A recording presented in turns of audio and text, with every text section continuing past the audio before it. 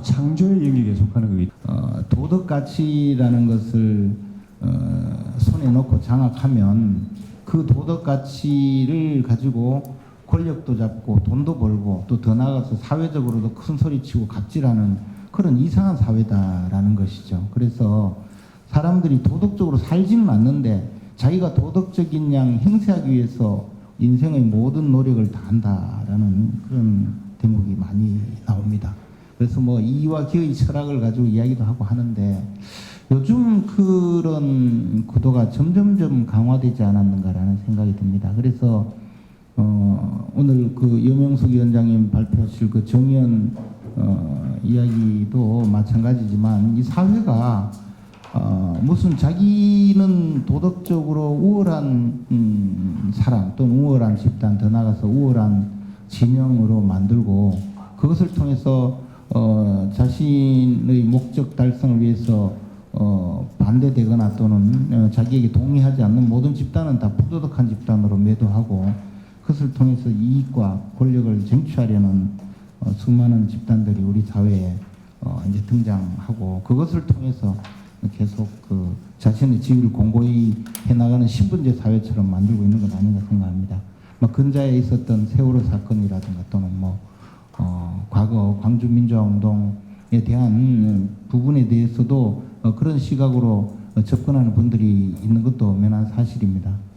저는 그래서 우리 사회에서 이런 그 움직임에 대해서 이제는 한번 깊이 성찰을 할 때가 되지 않았는가 생각합니다. 어제 있었던 박원순 시장의 사건의 경우에도 그분이 평소 그 도덕주의자의 최첨단을 걷는 그런 삶을 살아오다가 자신의 어떤 자신에게 가해질 비난이 그런 또 극단적인 생각을 하게 만들지 않았는가 싶은데요. 우리 사회가 이제 제발 그 위선적인 삶에서 좀 벗어나서 현실 사회로 가도록 만들어주고 우리 국민들 모두가 그에 대해서 제대로 눈을 뜨게 만드는 일에 제3의 길이 더 역할을 해주시기를 기대합니다. 오늘 진심으로 축하드립니다. 여성 문제라는 것이 정치적인 쟁점으로 등장해 있고 오늘 지금 우리가 어젯밤부터 겪은 뉴스가 더더욱 그 사실을 확인해주고 있죠. 굉장히 첨예한 어떤 정치적인 지점이 되어 있다고 했을 때 그것을 꺼리거나 두려워하거나 피해서는 어떠한 방향으로건 유의미한 정치적 세력화건 정치적 승리건 기대할 수 없다. 그렇다면 어떻게 할 것이냐? 지금 제가 이제 여기 와서 다른 분들 발제문도 쭉 읽어봤는데요. 감성의 정치가 아니라 지금 여기 다른 분들의 얘기랑 많이 겹칩니다. 사회 문제를 구조적인 차원에서 바라보고 여성 문제 또한 그 일부임을 확실하게 이해해서 어떻게 구조적인 차원에서 상대방이 갖고 있지 못한 논점을 획득하고 그 논점에 기반해서 세력화를 하고 동시에 이제 입장을 넓혀 나갈 수 있을 것인가 이 고민을 해보자라는 차원에서 이 원고를 준비를 했습니다. 일단 사실관계를 확인을 해야 됩니다. 그러니까 제가 이런 얘기를 하면 이제 뭐 통계가 잘못됐다 아니면 여자들은 3D 힘든 일을 안 해서 그렇다라는 얘기를 많이 하지만 우리가 선거 조작 같은 이야기를 들었을 때 그 순순히 그걸 이제 믿으시는 분도 여기 계실 어떻게 보면 계실 테지만 통상적으로는 주어진 체계, 주어진 자료를 취합하고 정보를 모으는 시스템을 우리는 믿고 거기서 논의를 시작합니다. 마찬가지로 통계상 어떤 계층을 놓고 보더라도 똑같은 계층, 똑같은 조건이면 여성의 소득이 남성보다 낮습니다. 이거는 100% 확인되는 사실이 심지어 대통령도 거의 비슷하거나 지금 국정농단 사태라고 할 수 있는 것이 똑같이 발생했는데 여성 대통령일 때와 남성 대통령일 때 지금 언론의 대응부터가 완전히 다르죠. 물론 지금 굉장히 다른 여러 가지 큰 힘이 터지고 있어서이기도 하겠지만 가장 밑바닥에 있는 계층부터 사회적으로 가장 높은 계층이라고 할 수 있는 선출직 대통령까지 여성이 처하는 처지는 다르다. 그냥 이건 사실로서 받아들여야 됩니다. 그런데 이제 특히 임금 문제를 놓고 봤을 때 30대 이상으로 높아지면 임금 격차가 커진다. 20대까지는 별 문제가 없다가. 그래서 거기에 대해서 이제 사회학자들이 분석을 하는 건 이것은 결혼, 임신, 출산, 육아 등으로 이어지는 경로의 과정에서 여성들이 뭔가 경제적으로 크게 손해를 본다라는 겁니다. 그리고 그 원인도 전혀 미스테리어스하지 않습니다. 뭐냐? 이제 두 가지가 있어요. 그러니까 첫째로는 같은 일을 해도 여성들에게 기본적으로 임금을 어떤 식으로건 무슨 핑계를 대서건 덜 주는 그냥 단순 명료한 여성 차별이 있습니다. 가장 극단적인 사례가 이제 공장에서 같은 라인에 앉아가지고 일을 해도 시급이 다를 때가 상당히 많아요. 이게 지금 뭐 크게 언론에 보도되는 자리는 아니니까 얘기를 하자면, 제가 예전에 한 10년쯤 전에 친구가 이제 자기가 공장에서 알바를 하는데 남자랑 여자 시급이 다르다 이 얘기를 하니까 제가 이제 아니 그 차액이 한 200원, 300원쯤 나던데 이거는 그 족값이냐 뭐 이렇게 물어본 적이 있었는데 그렇습니다. 아니 정말 똑같은 일을 해도 여성들에게 주는 시급이 달라요. 그러니까 이런 사실관계 자체를 부정하시면 논의가 힘들어집니다. 근데 이제 첫째로는 그렇고, 둘째로는 한국의 정규직과 비정규직 차별이 여성에게 불리하게 작동한다라는, 이게 제가 이제 오늘 강조하고자 하는 주제고, 동시에 지금 이제 발제 3번, 4번 제가 쭉 읽은 바로 이 두 발제자분들도 한국에서 정규직 문제가 어떻게 그러니까 정규직과 비정규직의 차별 문제가 어떻게 구조적으로 형성되고 고착화되는가를 말씀을 하고 있는데, 이 정규직 루트라는 게 아시겠지만 한 번 들어간 다음에 나오면 다시 들어가기 힘든, 그러니까 들어갈 때 뭔가 시험을 보거나 아니면 어떤 그 스텝을 밟아서 들어가야 되고, 한 번 나고 하면 복귀하기 힘든 그런 어떤 신분적인 구조를 갖고 있는데, 그것이 그러니까 이제 양육의 부담을 훨씬 더 많이 짊어지게 되는 여성들에게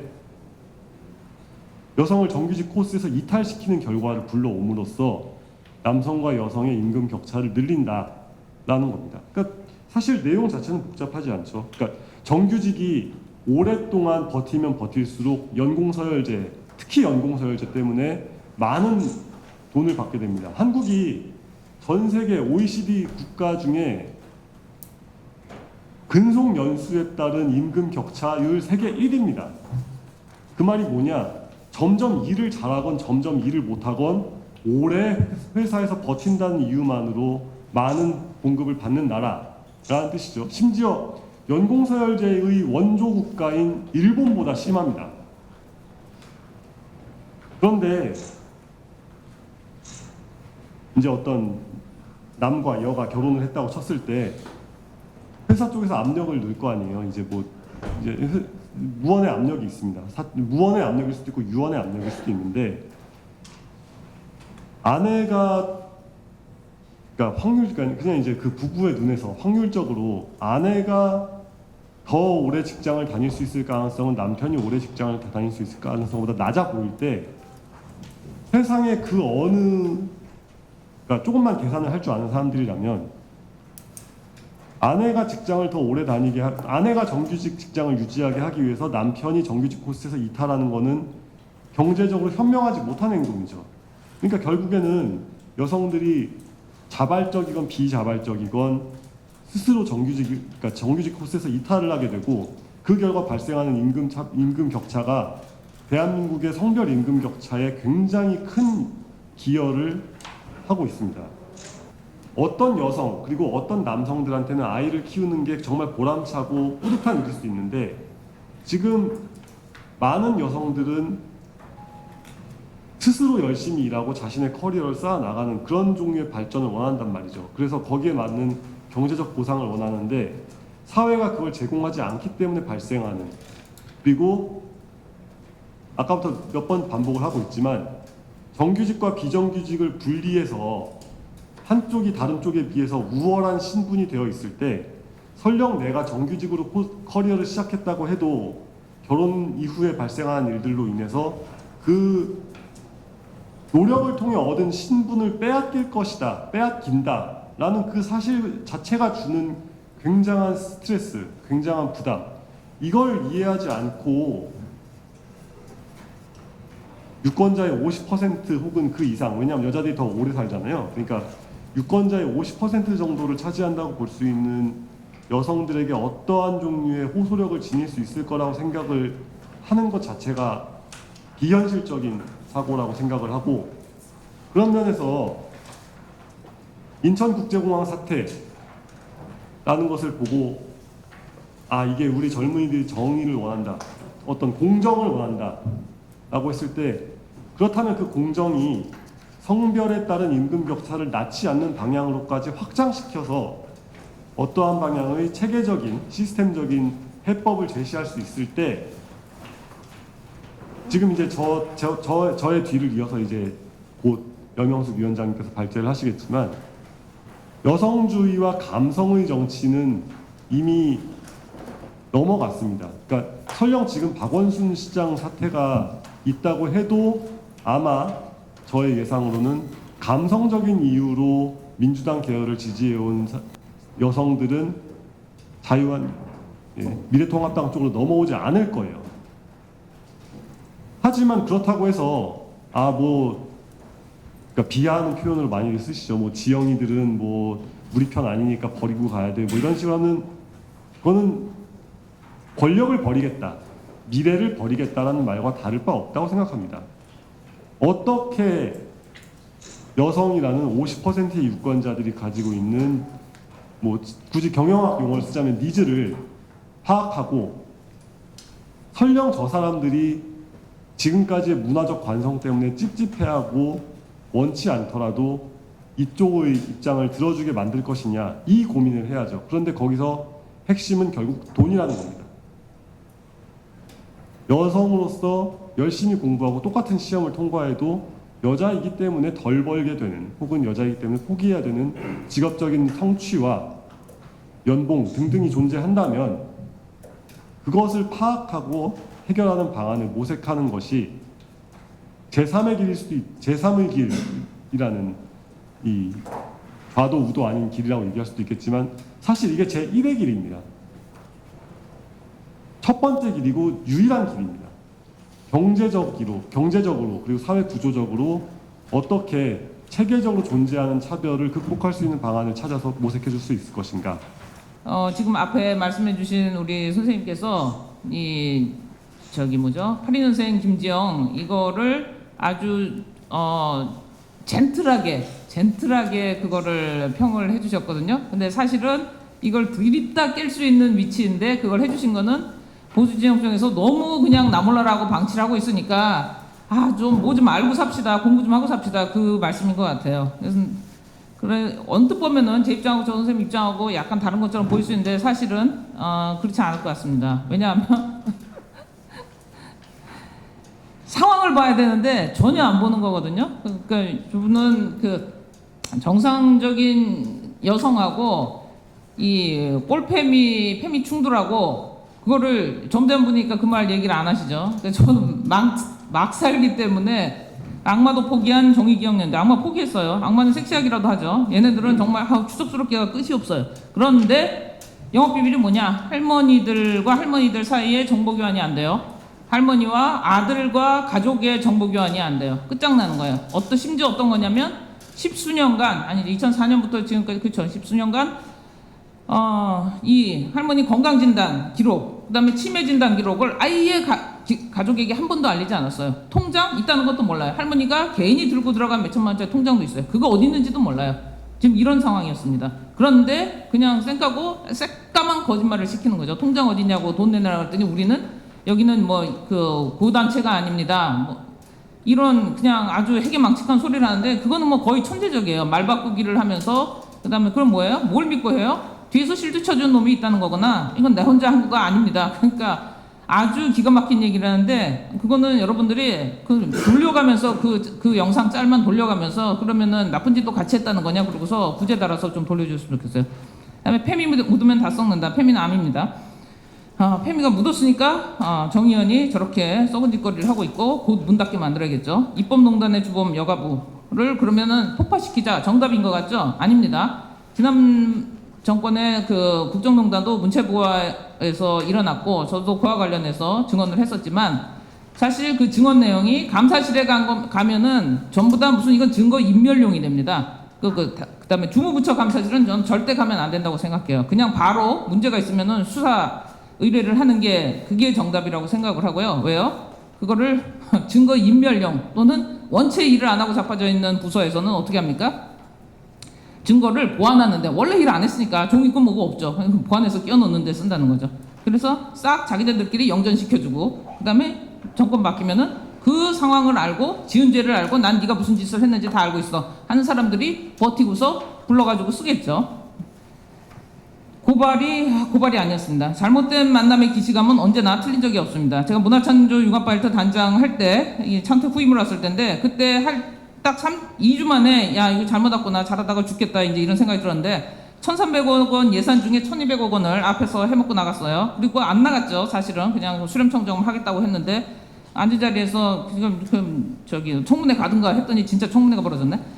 석 달 만에 다 털어먹고 나간 전임자를 비유하면 나머지 97억을 한 달 안에 집행하는 건데 좋아 바지 사장 할 수 있는데 일을 똑바로 하자. 그냥 앞에 거 잘못된 거 다 고백을 해. 그랬더니 안 한대요. 그래서 이건 문제가 있다고 얘기를 했죠. 그 다음에 이게 바뀌었어요. 상황이. 문재인 정부 게임판 먹이사슬에서 저한테 맡겨진 일 또한 사행성의 해방골 여는 일 마지막 버튼을 누리는 이게 게임과 관련된 얘기는 페미와 관련된 얘기랑 나이대가 비슷한 사람들 그다음에 그 유권자층들에게 가장 깊은 고민이기 때문에 두 개는 밀접하게 연결이 돼 있거든요. 그리고 제 경험도 그쪽과 관련된 거라서 두 개를 비교하면서 말씀드리는 거예요.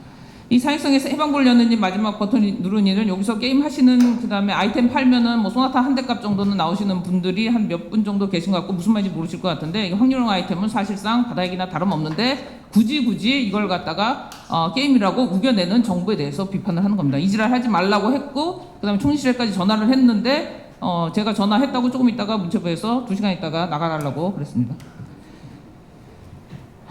그 다음에 도대체 이것들이 뭔 짓을 하길래 저같이 아무것도 아닌 인간에게 이렇게 엄청난 칭호를 무상으로 주는가. 박근혜 정부 때는 제가 빨갱이라서요. 그리고서 제가 누구 만나고 가면은 거기서 정보과에서 와가지고서 제가 얼만큼 빨갱이인지 농도를 체크하래. 그 다음에 친일파 게임캐 적폐가 시간이 이렇게 벌써 갔어요? 이게 제가 다 쓴 거예요? 그러면 쉬는 시간을 5분 정도 줄여도 되지 않겠습니까? 알겠습니다. 4분가?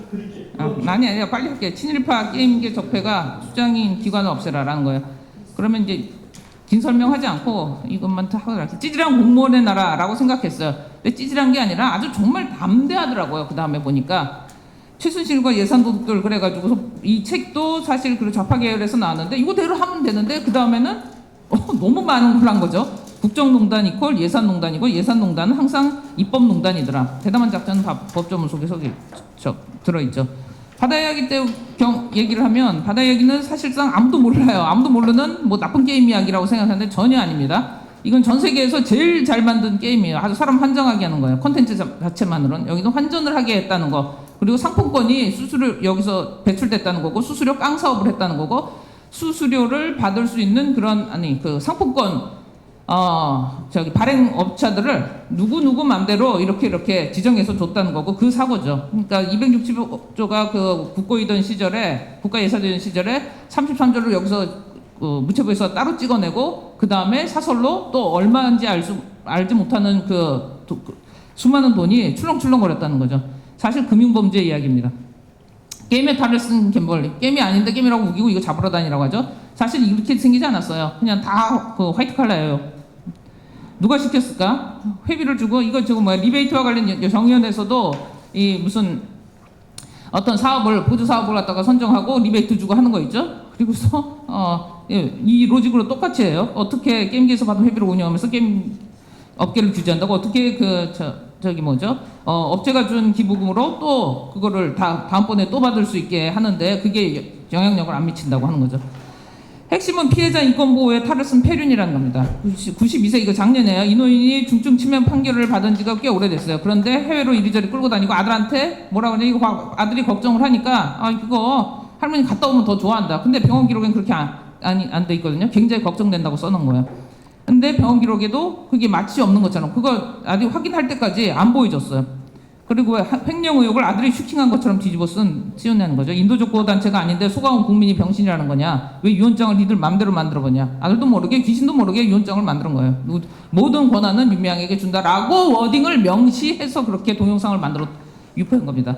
제가 지난번 볼 때 이걸로 그냥 저를 이런 게임 농단의 구조를 얘기를 했더니 국감장에서 2017년 국감장에서 폭탄 터졌다 그러면서 저를 그 다음날 중앙지검에 고발하겠다고 지랄들을 했어요. 국회의원이란 것들이 하든가 말든가 그랬는데 어쨌든 뭐 진해 관련자들이 빵에 갔죠.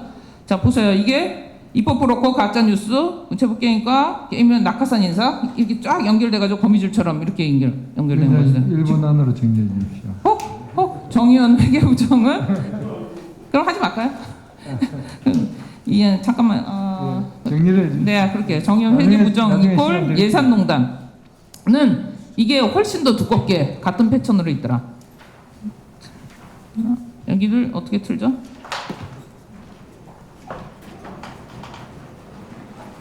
이거 어떻게 틀죠?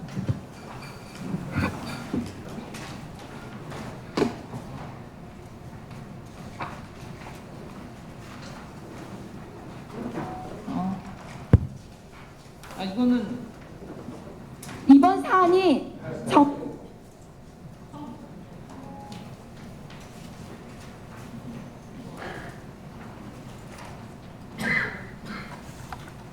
윤미향 당선자가 정의역연대의 모든 걸 대표하는 분이 아닙니다. 이 운동은 정의원이 혼자 한 것이 아니고 윤미향 당선인 혼자 한 것도 아닙니다.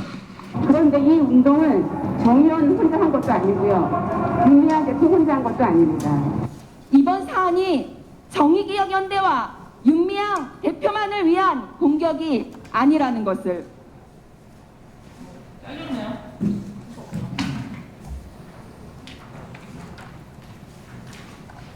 1분만 더 써도 될까요? 죄송해요. 그러니까 패밀리라는 위안부 피한 농대 이 그림이 상징하는 바로 그냥 이거를 마무리하겠습니다. 예산농단의 뿌리는 여성계고 성폭력이라는 말 그렇게 성노예자란 말을 쓰지 말라고 그래도 죽자고 그걸 그렇게 씁니다. 사실 위에 그림을 팔아서 아래 그림으로 생활 양식을 산 거죠. 이게 환전소예요. 자, 혼자가 아니에요. 이거 돈 심사나 이런 게 잘못되지 않았냐? 보조 사업 이런 거 하는 거 선정에 문제가 있지 않았냐? 네가 어떻게 이사 들어가서 네가 보조 사업을 선정하냐? 그랬더니 어떻게 정의원에게 네가 들어가서 거기서 나온 사업을 니네가 하냐? 그랬더니 심의 활동에 문제가 없다고 이 난리를 칩니다. 고발자를 잡지 말고 도둑놈을 잡아야 하는데 완전 거꾸로 하고 있죠. 환전이 문제라고 그랬더니 집쇼를 하고 있습니다. 왜 똑같은 도둑질 패턴이 유지되는 건가? 한마디로 돈 때문이에요. 떠내기형연대가 드러낸 페미카르텔은 기가 막히죠. 정대협 정의원은 권력 핵심부로 들어간 등용문이고 그거에 대한 추측을 가능케 하는 그 모든 집단들이 같이 단체 행동을 했던 것들이 기록들로 남아있죠. 여성단체들의 회전문 인사고 귀신도 모르는 성인지 감수성 그다음에 또 하나는 성평등이라는 개념입니다. 양성평등이라는 기가 막히게 좋은 법을 박근혜 대통령 때 그거를 전면 손봐서 만들었어요. 그랬는데 그걸 바꿔서 다시 성평등이라는 말로 성평등법이라고 만들자는 거예요. 성평등 정상적인 그 성평등을 말하는 게 아닙니다. 양성평등이 아닙니다. 거짓말 또 거짓말. 왜 페미는 왜 없애야 되냐? 나라를 좀 먹으니까 왜? 거짓말로 자기 그다음에 거짓말해서 쟤네들을 망가뜨리지 않으면 자기 실체가 드러나니까. 페미 흑역사 이게 청소년들 미래가 심폐소생술 직전까지 망가졌고 그래서 여기를 안 들여다보면은 20대 30대 10대 그들의 표가 완전히 전멸한다는 거고요. 그들을 데리고 있는 아버지 어머니들이 그 당을 찍을 리가 없다는 거죠. 대를 이어서 권력자의 지갑 역할을 하는 여갑을 어떻게 볼 것인가. 뜯어서 고쳤을 것인가. 못 고쳤어요. 어떻게 해야 돼요? 거기 있는 돈을 다른 데다 퍼서 주도록 해야 되고 그때까지는 증거를 전부 다 걔네들 어디다 줬는지 무슨 짓을 했는지 그걸 다 교본으로 삼아서 싹싹 다 긁어서 정상화시키고서 그다음에 아까 여기 앞서 발표하신 그 선생님이 얘기하신 것처럼 그런 여성들이 꼭 필요로 하는 것, 여성과 패밀리를 구분하고 여성들이 필요로 하는 것 그런 데다가 쓰면 되고 가족을 살리는 데 했어요. 지금 가족 파괴부죠. 가족을 다시 회복시키는 그런 것을 해야 되죠. 이게 판결문에 있단 말들이 그냥 아무렇지도 않게 나와요. 피해자의 말이 증거다. 피해자의 존재 자체가 증거다. 이게 정신병이죠. 여성 혐오가 지배한 한국 사회 구조를 변화시켜야 된다. 무혐의는 무죄가 남자들이 무고라 해도 그다 무고죄로 당했어도 그거를 어떻게 할 수가 없어요. 무죄는 무결함이 아니다. 이런 미친 소리를 하니까 애들이 죄가 있지만 판결이 그렇게 나온 것뿐이다. 그냥 뭐 기가 막혀요. 공산당 논리도 저거보다는 덜할 것 같아요. 자, 젊은 청년들 유권자 입장에서 어떠냐? 어쩌라고? 무슨 말을 해도 안 들어요. 해결책을 줘야 돼요. 어쩌라고? 그럼 딱 부러지게 얘기를 해야죠. 팬 미친 거다. 우린 저거하고 싸우겠다. 그 얘기를 해주셨어야 돼요. 또 뭘로 가리려고 이러냐? 언제까지 죽서서 해줄 건가? 지난번에 촛불 들어서 뭐 바뀌는 줄 알았어요? 아니에요. 자, 쓰레기 만드는 정말 죽서서 해줬는데 이번에 그러지 말자는 거죠. 법 같지도 않은 쓰레기 법들을 국회의원들이 경쟁적으로 만들어내는 게 진짜 제일 한심한 일 같아요. 20대 국회가 최악이었고 24,000개 만들었는데 나쁜 법 만들어내는 인간들을 다 이렇게 리스트업해서 그거 다시 네가 만들어 놓은 거, 네가 싸질러 놓은 거 그거 다 뽑아내고 다 청소해라는 거를 국민들이 감시를 하고 또 국회의원들도 사실 그걸 업으로 좀 했으면 좋겠어요. 그걸 국회 청원으로 저항을 했으면 좋겠다. 맨 마지막. 그래서 어떨 건데 하나의 실천은 지금 제가 뭐 정의원 관련해서 그 할머니들 찾아다니면서 돈 나눠드리는 그런 거였고 할머니를 깎아 사서 드세요. 손주가 드리는 거예요. 전국의 손주들 2,500명이 그냥 며칠 만에 일주일 만에 모았어요라고 들으니까 너무 좋아하시거든요. 근데 그 정보를 정의원이 같이 꽉 쥐고 안 줘요. 여가부가 꽉 쥐고 안 줘요. 그럼에도 불구하고 정신이 있는 그 실무 책임자들이 다른 곳에 있어요. 여가부 정의에는 없어요. 그래서 그걸 통해서 드리고 그다음에 한 이제 몇 분 남았는데 그것까지 마무리하면은 아마 이번 주 안에 다 정리가 될 것 같습니다. 원래 이게 어제도 우리 이스타 항공권으로 해서 체불임금 건인지 알고 했는데 TV로 해서 하여튼 우리가 방송을 했거든요. 그 전에는 인국공 사태도 아까 어떤 분 말씀하시는 했는데 국민노조 TV 치면은요 제가 낱낱이 해부를 하고 있습니다. 하여튼 저는 여기 오기 전에 제3의 길이라 해서 그렇게 생각했습니다. 너무 간단하게 와보니까 어마어마하게 그냥 거대한데 그냥 기존의 시각으로 세상을 분석하고 실천하는 방식이 안 통하니까 어떤 다른 그 대안으로 뭐 부각되는 어떤 새로운 조류나 실천 방식 이런 게 아니겠느냐 저는 이렇게 그냥 쉽게 생각했어요. 그렇지만 하여튼 제3의 길을 표명했으면은 기존의 틀을 좀 깨부수는 파격적이고 때로는 좀 생경하고 창의적일 때 그 효용 가치가 있지 않겠느냐 저는 이런 생각입니다. 현재 우리나라 노동운동은 이 사회적 기득권으로 변질된 지 오래됐습니다.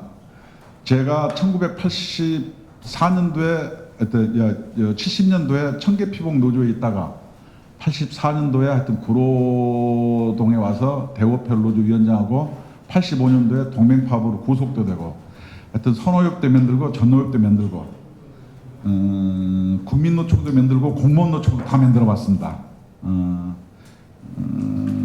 그러나 지금 현재는 아까 그 앞에 어떤 어디죠 노정태 씨께서 말씀하신 것처럼 이 노동운동이 우리나라가 그간에 제가 노동운동을 너무 잘하고 열심히 한 모양이에요. 그래서 옛날에는 그런 사람들의 어떤 주장과 이 요구가 사회적 울림이 있었는데 지금은 적폐로 낙인 찍혀서 제가 노동운동 하는 게 가끔 좀 죄스럽고 쪽팔릴 때가 있었습니다. 여러 가지 얘기는 관두고 간단하게 얘기하면은 우리나라 경제활동 인구를 약 2천만 명 잡으면은 양대노총에 가입된 사람은 200만 명입니다. 그 10%가 우리나라 5,300명을 지배하는 것은 잘못된 일입니다. 거기에 문재인 정부 출범 이후 민주노총 제1루총으로 올라갔어요. 왜냐하면 문재인 정부 들어서 이 노동 친화적인 정책, 반기업 정책을 많이 썼기 때문에 그렇습니다. 그래서 민주노총이 주도하고 한국노총은 추종하고 동조하는 형태로 현재 우리나라 큰 노동운동의 틀이 형성되어 있습니다. 복수노조 때문에 현장은 일노조 쟁탈전으로 노노 갈등까지 발생해요. 여러분 가끔 TV 보면 알겠지만 건설 현장에 타워크레인 노조 보면 어떻습니까? 양대노총 편갈라서 서로 자기 편 많이 넣으라고 폭력 사태가 빈번합니다. 아까 누구 말씀하셨는데 인천국제공항 사태도 여러 가지 요건이 있어요. 그 중에서 그중에 주요한 요인 중에 하나도 제1노조 쟁탈전입니다. 기존의 노조가 1,400명인데 새로운 노조가 1,900명이 되면은 노사 교섭할 때 복수노조 시대는 1노조를 뺏기는 겁니다. 그래서 교섭권이 현저하게 약화되고 조합원이 주는 형태가 발견될 수 있습니다. 우리나라 이 양대노총의 10%를 제외한 90%의 불안정 노동, 쉽게 얘기해서 5인 이하라든가 30명짜리 경제 활동을 하되 대기업이 아닌 중견기업이 아닌 데서 근무하는 사람이 90%입니다. 이런 사람들을 저는 불안정 노동에 종사하는 사람이라고 정의합니다. 그리고 무권리 상태 2,500만, 다시 얘기하면 실업자입니다. 가정주부, 노인, 장애인, 일자리, 학생 이런 사람들입니다. 그래서 우리나라 5,300만 명 중에 200만 명이 노동조합의 울타리 안에 있고 경제활동 인구의 대부분은 불안정 노동에 종사하고 있으며 그 이외의 사람들은 다 백수입니다. 그럼 그 사람들은 어떻게 해야 할까요? 그 사람들의 권리는 누가 보장해 줍니까? 예를 들어서 최저임금 심의위원회 1986년도에 만들어졌는데 단 2번 딱 합의했어요. 그런 것은 없어져야 됩니다. 요새는 어디 그 유튜브도 폭파되는데 이런 데가 폭파돼야 저는 맞다고 생각을 합니다. 왜냐면은 당사자, 예를 들어서 치킨집 하는 부부가 둘이 16시간씩 노동해서 200만 원 벌어갑니다. 그런 700만 명에 달하는 자영업자들도 전부 우리나라 국민입니다. 최저임금에 영향을 받고 있습니다. 그런 사람 이해관계를 대변해야죠. 그 다음에 노동자들도 마찬가지입니다. 정책의 역설이라고 말로는 노동자를 위한다고 정의를 독점해서 그렇게 주장을 하는데 실제로 가장 밑바닥인 경제계 생태계를 가보면은 알바생들은 15시간 일하면 주휴수당을 줘야 되는 문제 때문에 3시간씩 고용합니다. 그래서 뭐냐면 장시간 노동을 안 시키니까 과거에 최저임금 좀 낮았을 때는 한 150만 원 벌었는데 요새는 어떻게 됩니까? 80만 원 벌어요. 헛배가 부른 겁니다. 정부에서 노동자를 위한다고 했는데 실제로 가장 하층의 노동자들은 더 험한 데로 내몰리고 자영업자들은 죽을 마시고 이게 현 정부의 실태고 이러한 약자를 위한 감수성의 이 어떤 말장난에 놀아나지 않아야 된다고 저는 생각합니다. 예를 들어서 제가 이제 문제 제기하는 것도 의료보험 같은 경우도 그렇습니다. 200만 명 안에 들어가는 직장 다니는 사람 어떻습니까? 국가에서 50% 내줍니다. 공무원. 공기업은 또 국민의 세금으로 내줍니다. 회사에서 50% 내줍니다. 은퇴하고 여러분들처럼 직장이 없으면 어떻게 됩니까? 김성애 씨 어떻게 됩니까? 지역가입자입니까? 우리나라 지역가입자가 27%입니다. 이런 사람들은 어떻게 되겠어요? 자기가 100% 냅니다. 헌법에 뭐냐면 평등권 위배예요. 예를 들어서 직장을 다니면 소득도 많은데 소득으로 의료보험을 부과하고 직장에서 은퇴하면 재산소득 자동차로 부과합니다. 그래서 직장에서 7만 원 내다가 은퇴하는 순간 30만 원 내는 겁니다. 그러면 이런 사람들은 누가 권리를 보호해 주나요? 이것이 대한민국이 저는 평등하다고 생각지 않습니다. 그래서 저는 이런 불안정 노동과 무권리 상태의 어떤 국민의 울타리가 필요하다. 이래서 다시는 뒤도 안 돌아볼 노조를 이렇게 하고 있습니다. 그럼 노동조합은 어떻습니까? 노동조합의 새로운 형태가 변화되고 있어요. 과거에는 회사를 다녀야 됐습니다. 지금 어떻게 해요? 교수들도 노조 만들고요. 국민노조, 여성노조도 있습니다. 전국 시니어노조, 청년유니온 등 초기업 형태로 많이 만들어지고 있습니다.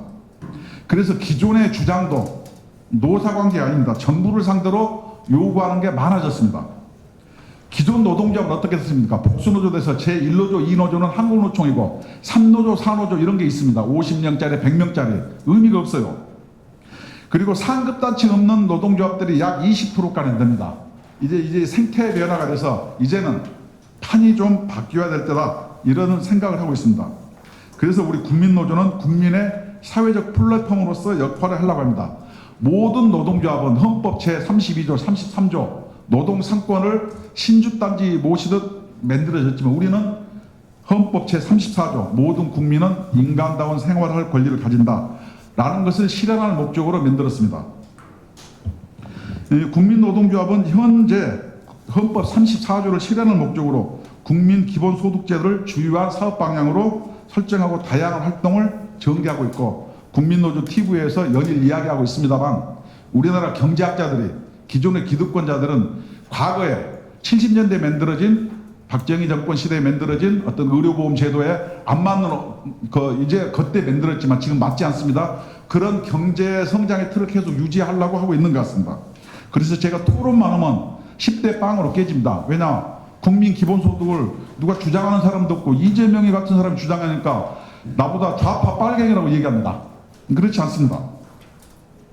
국민 기본소득은 단어는 같으나 백가쟁명의 논의가 진행되고 있고 우리들은 국민노동조합은 성장과 함께 기본소득 재원이 확보되어야 한다고 생각하고 있고 현실을 반영해서 단계적으로 시행을 추진하고 있습니다. 우리들은 이 국민 기본소득은 그렇게 해서 지지하고 있습니다. 헌법에 나온 모든 국민은 모든 생활 영역에서 차별받지 않는 평등에 대한 권리로서 우리는 그러한 권리가 있다. 왜냐? 뭐 헌법에서 정했으니까. 저는 심하게는 그렇게 얘기합니다. 헌법 32조에 모든 국민은 근로의 의무를 진다는데 그러면은 예수님 말씀대로 일하지 않은 자는 먹지도 말라는데 우리나라 국민 절반 굶어 죽어야 됩니까? 저는 일하지 않아도 먹어야 될 권리가 있다고 생각합니다. 그리고 두 번째는 앞선 부모 세대가 이룬 경제적 성과를 기본 토대로 삼아 기본소득제를 도입하는 게 맞다. 쉽게 얘기해서 좌파 진영 같은 데서 논의할 때는 신자유주의의 수탈적 경제 구조로 인해서 그런 것을 협파하기 위해서 기본소득제가 필요하다고 주장하는 그룹도 있습니다. 저는 그렇게 생각하지 않습니다. 우리나라의 어떤 앞선 세대들이 베트남에서 핏값, 그 다음에 사막 가서 열사의 나라에서 일하고 독일 가서 간호사로 간부로 일했고 구로공단에서 여공들의 고사리 손으로 대한민국을 이렇게 일으켰습니다. 그 대가가 이제 3만 불이고 그런 기초하에서 기본소득이 돼야 되지 북한이라든가 형편없는 중국 같은 데는 절대로 기본소득 언감생심 꿈도 꿀 수 없다는 것을 미리 말씀드립니다. 가장 중요한 것은 4차 산업혁명으로 인해서 생산성 증대와 기술적 대량 실업, 일자리 감소에 대한 실업이 가져다주는 사회적 위협에 대비해야 됩니다. 앞으로 1, 2년 지나면 국민의 20%만 일합니다. 나머지는 일할 게 없습니다.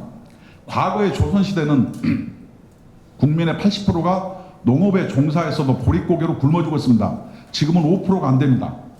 많은 이 새로운 과학기술과 문명의 발전은 새로운 일자리를 만들어내지만 그보다 훨씬 더 많은 일자리를 감소시키고 있습니다. 이 위협에 대비하려고 하는 게 국민 기본소득입니다.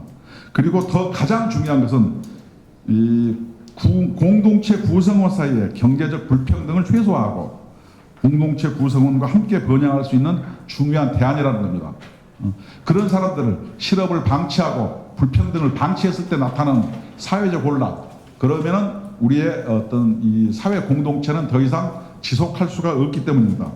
그래서 저는 기본소득을 얘기할 때 가장 중요한 것은 재원, 돈은 어디서 마련하나? 저는 그렇게 얘기합니다. 여기서 뒤에 있습니다만은 저는 세금 더 걷어야 된다고 생각합니다. 세금을 많이 걷어도 소득세로 걷으면 어떻게 되냐?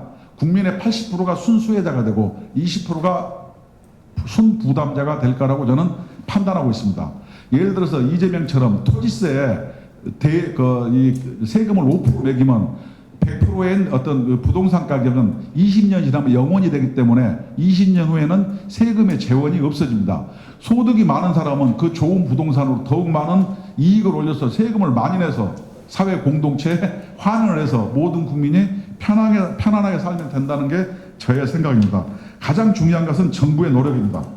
중복되는 업무와 예산, 인력을 재조정하고 작은 정부를 지향해야 됩니다. 현 정부처럼 무조건 공기업, 공무원화 시켜서 큰 정부를 운영해서는 절대로 이룰 수 없는 일입니다. 그 다음에 기업의 투자와 경제 활성화를 위해서 규제 개혁과 노동의 유연화를 통해서 기본소득의 세무를 넓혀야 됩니다. 지금 사람들은 코로나 사태 때문에 많은 사람들이 실직하면 뭐라고 얘기합니까? 해고는 살인이라고 주장합니다. 그러나 국민 기본소득처럼 사회제도가 준비되면 더 이상 해고는 살인이 아니라 나의 인생을 바꾸는 새로운 전환점이 될 수도 있다고 저는 생각합니다. 언제까지 어떤 기업에게 청와대에 불러서 밥 한 배 먹이고 팔비 틀어서 일자리 상황판을 가지고 몇 명 고용해라 이렇게 나가는 것은 이 구시대적 권위주의적 시대의 이 발상이라고 저는 생각합니다.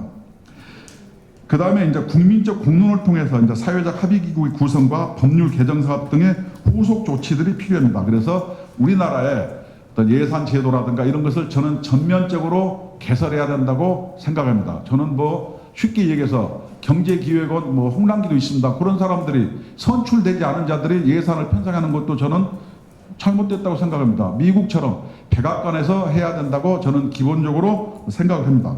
그래서 법률적 개정은 뭐냐? 헌법에 모든 국민은 인간다운 생활할 권리를 확보하기 위해서 기본소득제를 실시한다 이렇게 넣든가 아니면 별도의 법률로 만들든가 아니면은 조례를 통해서 만들어야 된다고 생각하는데 이것은 단시일 내는 만들어질 수 없을 겁니다. 그러나 우리가 이런 것을 가지고 정치적으로 계속 주장하지 아니하면은 야권 같은 이재명의 유력한 8월 달에 만약에 대법원에서 살아난다면 이낙연을 넘어설 겁니다.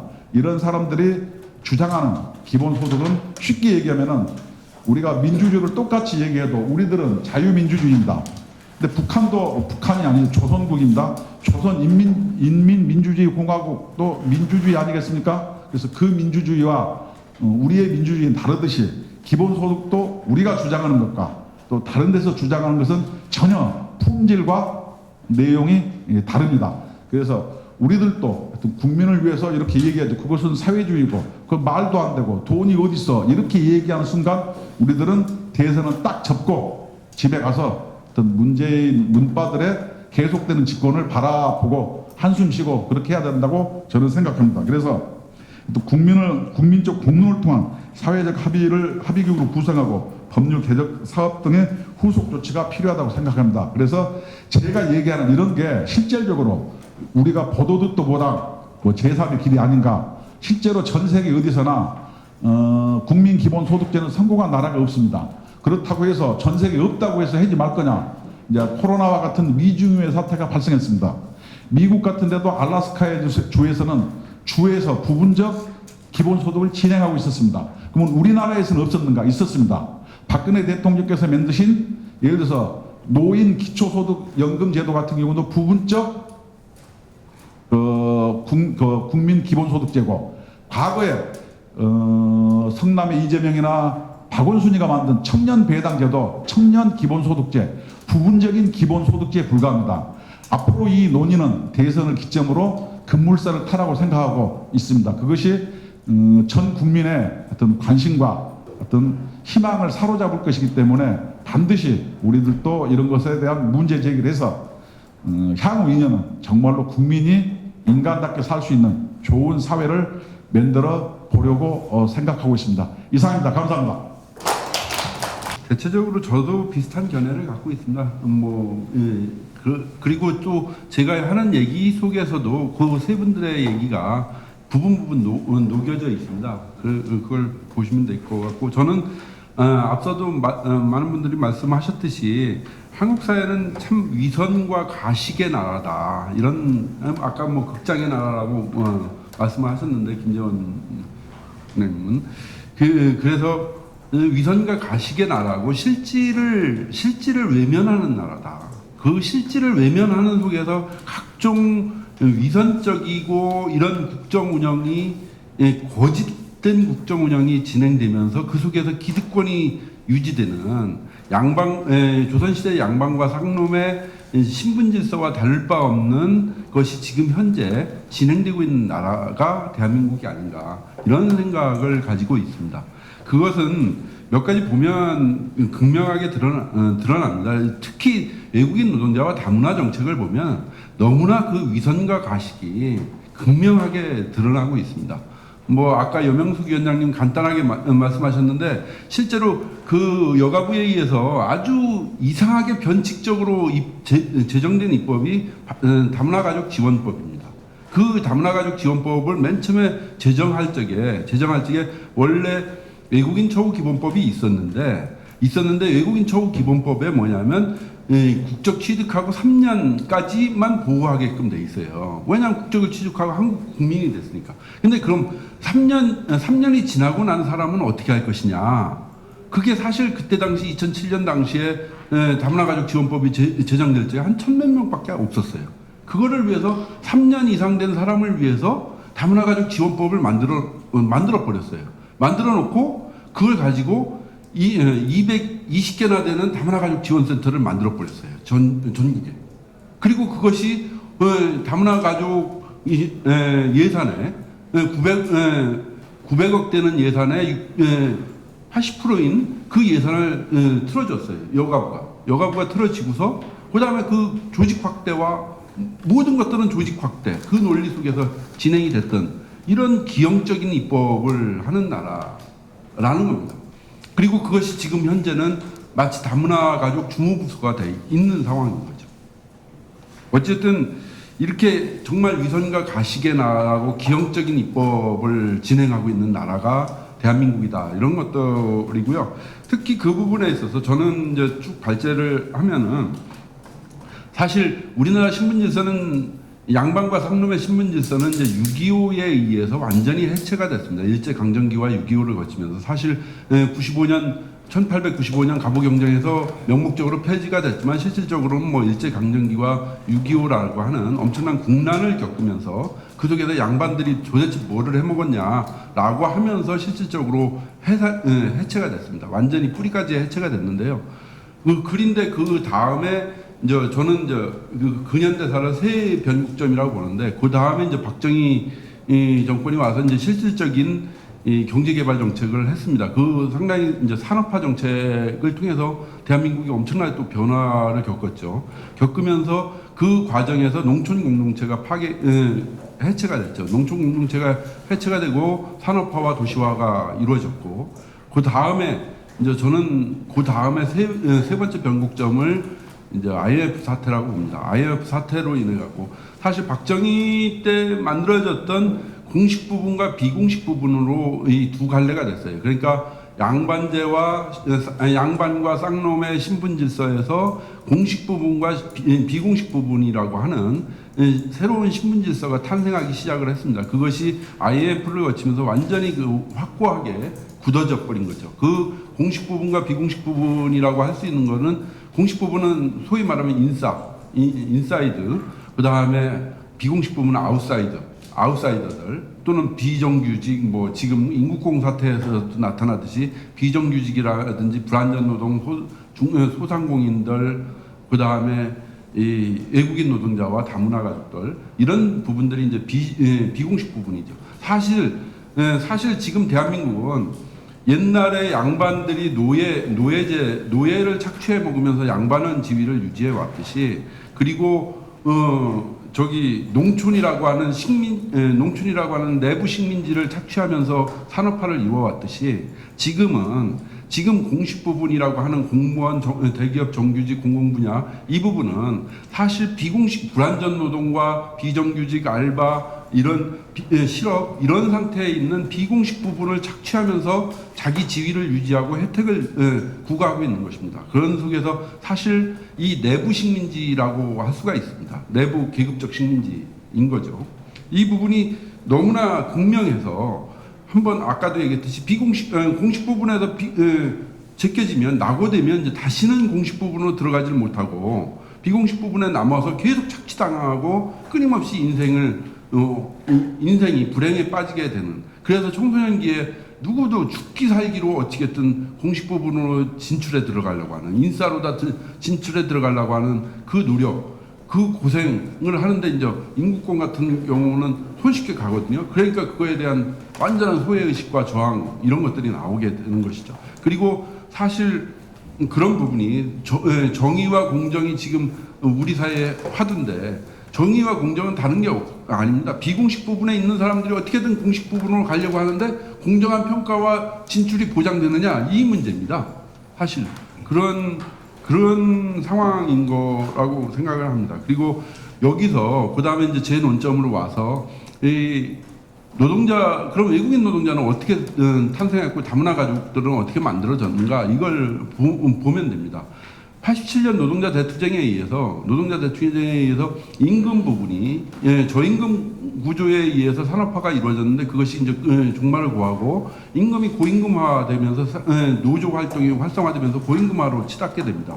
고임금화로 치닫게 되는 속에서 정규직과 공공 분야와 대기업의 고임금화를 이 대기업들이 어떻게 넘기냐면 국제 경쟁력은 또 유지해야 되니까 유지하기 위해서 기술만 개발해 갖고는 그걸 따라갈 수가 없으니까 그 다음에는 이걸 하청 중소기업한테 떠넘깁니다. 떠넘기면서 하청 단가를 후려치는 식으로 해서 자기의 고임금 구조를 유지하기 위해서 하청 단가를 후려치면서 중소기업과 3기업 중에 저임금 구조를 그대로 고착화시킵니다.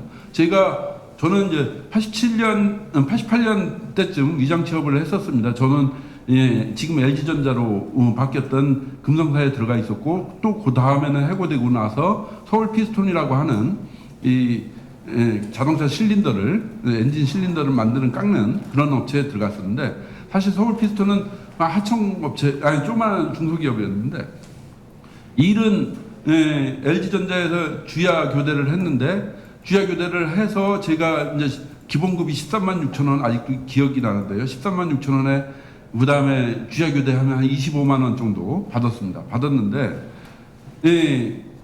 서울 피스톤 가니까 거기는 일이 좀 빡세요. 엄청나게 빡세고 또 3기업 중에 계속해서 실린더를 그냥 맨 셀을 깎으니까 엄청나게 힘든 노동인데 거기서는 한 30만 원 받았어요. 근데 그 격차가 그 이후에 서울 피스톤은 그럼 어떻게 됐느냐? 그리고 금성사는 어떻게 됐느냐? 한마디로 금성사는 100만 원에 올라갔죠. 서울 피스톤은 36만 원, 40만 원이 그대로 온전돼 있어요. 지금은 뭐 엄청나게 좀 격차죠. 이런 부분들은 한마디로 적어도 87년 이전까지는 같은 저임금 구조에서 공식 부분과 비공식 부분으로 비공식 부분에서 공식 부분으로 넘어오는 거에 또는 대기업으로 넘어오는 거에 어느 정도는 그 사다리가 있었다는 거예요. 근데 지금은 거의 불가능한 상황으로 사다리는 없어져 버렸어요.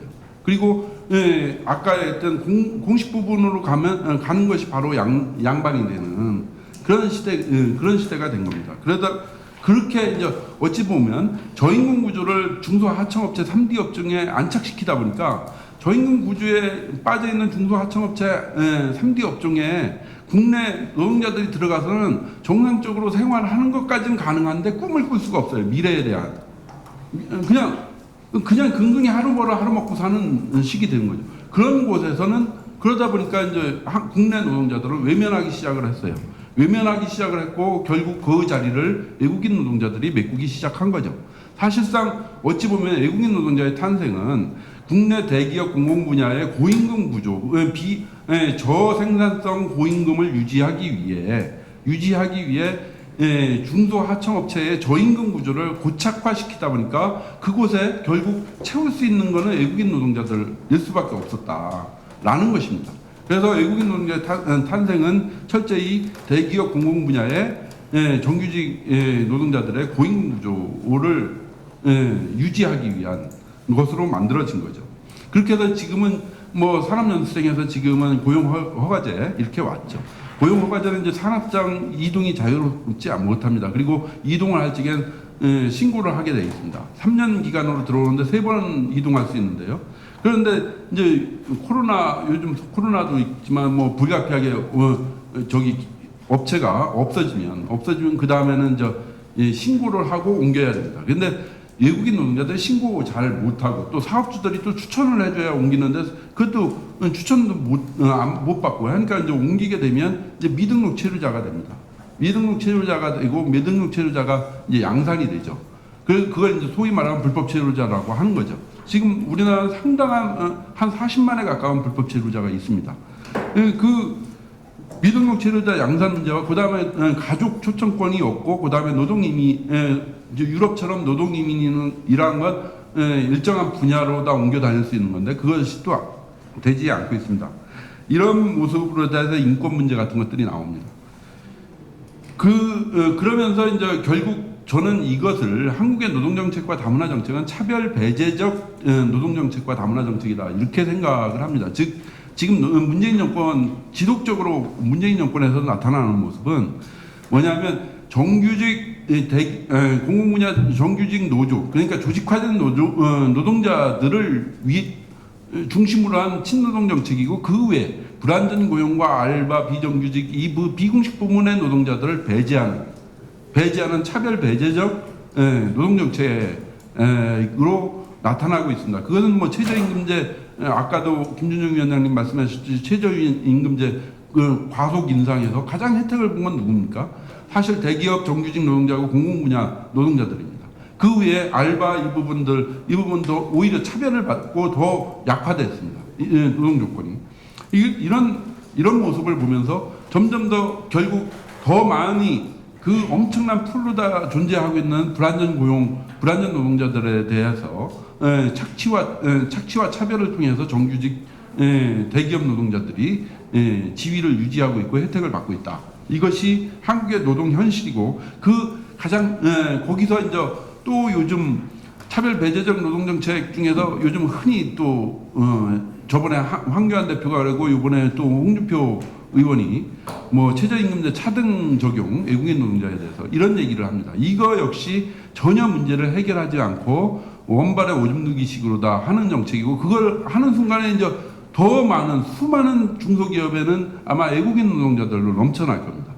넘쳐나게 되고 그러면 내국인 노동자들은 점점 더 자리를 잃어갈 것이고 실업과 불안전 알바로 다 밀려나게 될 겁니다. 이거는 거꾸로 오히려 도움이 안 되는 전혀 문제 해결에 도움이 안 되는 그런 것입니다. 그래서 결국 이런 차별 배제적 노동정책이라는 거 그리고 정규직 노동자들만을 위하는 조직화된 노동자들만을 위하는 노동 친화적인 그런 정책이 위선적인 노동 정책을 근본적으로 뜯어고치지 않으면 이게 계속적으로 진행되다 보면 언젠가는 저는 이게 고착화되면 폭력적인 혁명이나 반란 같은 것들이 없으리라고 보지 않습니다. 그러니까 한마디로 진주밀란이나 동학혁명처럼 그런 구한말 이뤄졌던 그런 비공식 부분의 저항과 이 폭력이 결코 먼 미래가 아니다. 이것이 고착화될 적에 그런 생각이 듭니다. 그래서 그럼 근본적인 외국인 노동자 문제를 생각해서 근본적으로 해결책이 무엇인가? 이거 볼 적에 저는 외국인 노동자 차등 문제가 아니라 서구를 한번 보자라는 겁니다. 뭐 물론 유럽은 노동이민 정책을 취하는데 유럽식으로 가서는 다문화 노동자 정책 다 실패했습니다. 유럽에 스스로 다문화 정책 실패했다고 선언하지 않습니까? 그럼 어떻게 가야 되느냐? 그런데 미국, 캐나다, 호주, 뉴질랜드라 이민국가니까 우리랑 다르다 이렇게 자꾸 주장하실지 모르지만 한번 보세요. 여기서는 이민을 장려합니다. 장기 체류와 이민을 장려합니다. 그리고 장기 체류와 이민 직업을 갖다 장기 체류와 이민 영주권을 취득하고 시민권을 취득하도록 유도를 하고 그 사람들한테 정규직 또는 장기 고용을 유도합니다. 그리고 외국인들한테는 워킹 홀리데이 뭐 이런 것과 같이 단기 체류나 단기 고용 이런 것만을 내줍니다. 그래서 저는 이 장기 체류와 우리나라가 아직까지도 그 위선이라는 것이 특히 위선 이민 문제에서 극명하게 나타나는데요. 우리나라 인구도 많은데 무슨 이민을 받아들여 이런 얘기로 다 자꾸 하면서 실제적으로는 250만이나 되는 다문화 관련 인구, 그다음 130만이나 되는 외국인 노동자들을 들어오고 있지 않습니까? 그러니까 전혀 겉으로는 이민 이자도 다 꺼내지 못하게 만들어 놓고 그게 여가부가 특히 그러거든요. 이민의 이자도 꺼내지 못하게 만들어 놓고 이렇게 많은 숫자를 인구의 5%를 안에 끌어안고 있습니다. 이런 것보다는 공식적으로 이민 정책을 수용하는 것을 펼치고 가족 이민과 아니면 점수제를 통해서 우수한 인력, 좀 더 건전한 인력을 끌어들이면서 그들이 장기적으로 체류하고 이민해서 한국 국적을 영주권을 취득하고 국적을 취득해 나갈 수 있도록 그렇게 유도를 하는 사람들을 중심으로 정규직 고용이나 이렇게 장기 고용을 유도하고 그 외에 외국인 노동자들은 단기 알바, 단기 워킹 홀리데이 이런 정도의 비자를 내주는 것으로 이렇게 해나가는 것이 옳다. 그러기 전에 앞서도 얘기했듯이 이 외국인 노동자 문제가 국내 노동 문제에서 파생된 만큼 그 노동 문제를 먼저 해결해야 되는데 그 해결의 방법은 저는 단호하게 지금 얘기합니다. 지금 자꾸 최저임금제는 이미 박정희 시대 저임금 구조를 안착시키기 위해서 유지하기 위해서 그렇지만 너무 저임금은 주지 마라 뭐 해갖고 진행된 거고 지금 현재 최저임금제는 효용 가치가 없어졌다고 생각합니다. 그렇기 때문에 최저임금제는 전체적으로 완전히 최저임금제를 완전히 폐지하는 것이 저는 답이라고 생각을 합니다. 그리고 그거는 제 임금 부분은 시장에 맡기는 것이 옳다라고 생각을 하고요. 그리고 그런 속에서 정규직 문제는 모든 사람을 저는 정규직화해야 된다고 생각을 합니다. 고용 형태는 단기 알바나 파트타임을 제외하는 일반적인 고용 형태는 다 정규직화를 하고 다만 고용의 탄력성과 시장의 탄력성을 기업들이 적응해 나가야 되기 때문에 이들에게 기업의 해고의 자유, 경영진이 해고의 자유를 누릴 수 있도록 해줘야 된다고 생각을 합니다. 그래서 어찌 보면 마치 해고는 살인이다 뭐 이렇게 조금 전에도 얘기했는데 그거야말로 이 공식 부분과 비공식 부분이 그렇게 격차가 심하니까 살인 얘기가 나오는 거 아닙니까?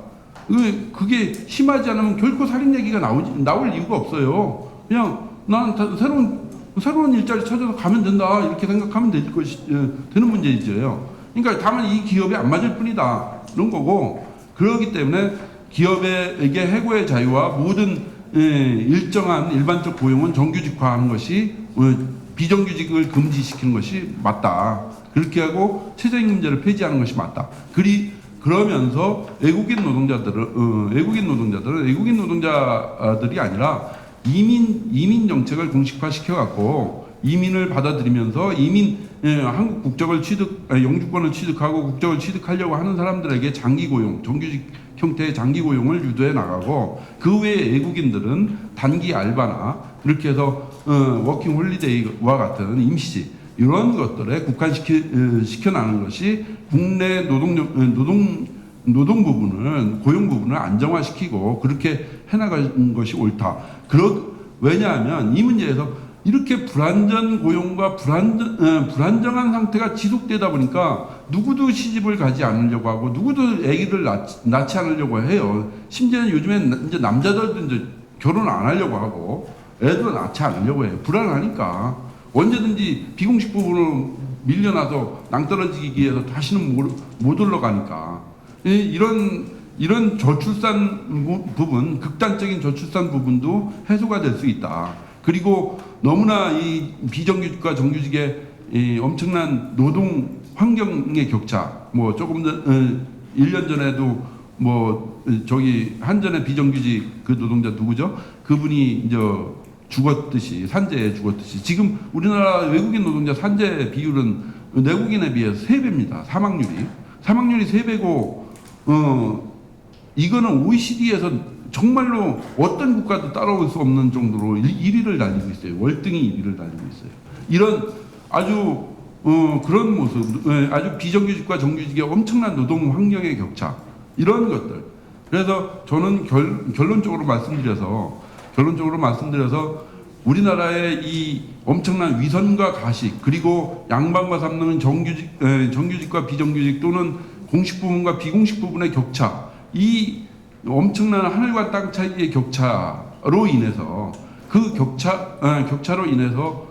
격차를 유지해 나가고 또는 공식 부분의 지위와 기득권을 유지해 나가기 위해서 얼마나 위선적이고 가식적인 나라를 만들고 있는가 우리들이 그 속에 대표적인 것이 바로 외국인 노동자와 다문화다 이렇게 저는 보고 이런 것들은 결국 현실을 냉철하게 보고서 실질적인 과정 속에서 이걸 전면적으로 개선하지 않으면 결코 원발의 오줌 누기식으로는 절대 해결할 수가 없다. 아까 뭐 여명숙 교수님이 여성 문제도 얘기했듯이 전반적으로 저는 이 가식과 위선이 누적돼서 언젠가는 폭발할 거다 이런 생각을 하고 있습니다. 네. 제3의 관련해가지고 아주 중요한 직함을 소개를 안 해주셨는데 제가 당 주인입니다. 제3의 주소가 등록이 돼 있어야 될 거 아닙니까? 그래서 제가 이 재임대를 났어요. 이게. 그래서 제가 방패 이렇게 얘기할 수가 있습니다. 근데 참 이게 갑과 을이 제가 뭐 갑질을 해야 마땅한데 갑질은 그냥 지금 임대료를 갖다가 지금 체불을 계속하고 있습니다만 제가 뭐 그냥 전혀 한마디도 못하고 있습니다.